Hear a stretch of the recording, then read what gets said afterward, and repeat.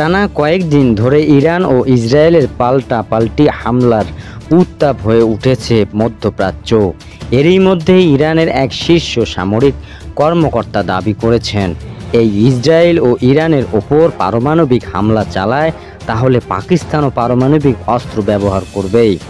ভারতীয় সংবাদ মাধ্যম এনডিটিভি জানিয়েছেন, সোমবার 16 জুন ইরানের ইসলামিক রেভলিউশনারি গার্ড কর্পসের আইজিসি সিনিয়র কর্মকর্তা ও জাতীয় নিরাপত্তা পরিষদের সদস্য জেনারেল মোহসেন রেজাই ইরানি টেলিভিশনে দেওয়া এক সাক্ষাৎকারে এই মন্তব্য করেন। তিনি বলেন, পাকিস্তান আমাদের আশ্বস্ত করেছে যদি ইসরায়েলে পারমাণবিক বোমা ব্যবহার করে তাহলে তারা ইসরায়েলের বিরুদ্ধে পারমাণবিক হামলা চালাবে।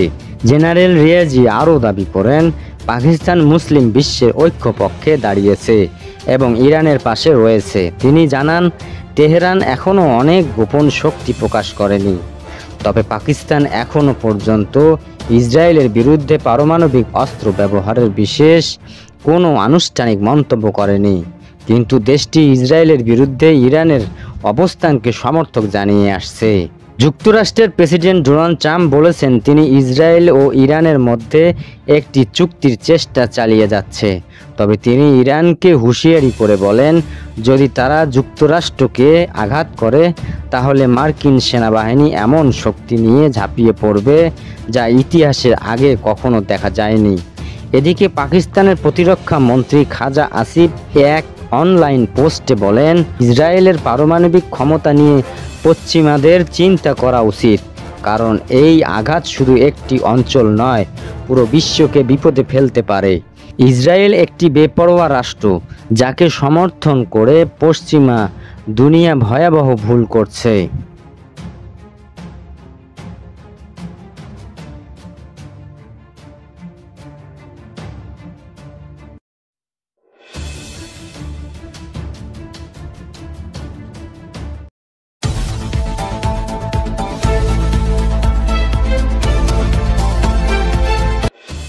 ইরানের পারমাণবিক স্থাপনাগুলো ইসরায়েলি হামলায় পরিপ্রেক্ষিতে জরুরি বৈঠকে বসেছে আন্তর্জাতিক আণবিক শক্তি সংস্থার IAEA board of governors.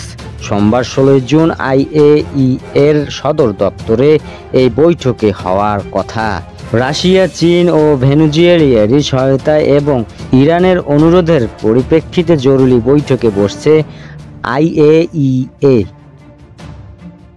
Iran শুরুতে ইসরায়েলি হামলার নিন্দা জানিয়ে প্রস্তাব উত্থাপন করতে চেয়েছিল, তবে কূটনৈতিক সূত্রে জানা গেছে ওই প্রস্তাবে সংখ্যাগরিষ্ঠদের সমর্থক পাওয়ার সম্ভাবনা ছিল না। ফলে ইরান এখন সাধারণ বিবৃতি দেওয়ার দিক নজর দিয়েছে। ইসরায়েলি হামলা নিন্দা জানিয়ে এই বিবৃতি দেওয়া হবে। ইরান বলেছে, IAEA এর বোর্ড অফ গভর্নরের অবশ্যই ইসরায়েলি হামলার নিন্দা জানাতে হবে, তবে এই পরিস্থিতিতে এই ধরনের নিন্দা জানানোর সম্ভাবনা কম। এই বৈঠককে ইরান ইসরায়েলের মধ্যে তাৎক্ষণিক যুদ্ধবিরতির পথ সুগম হবে কি না তার কোনো স্পষ্ট আভাস পাওয়া যায়নি।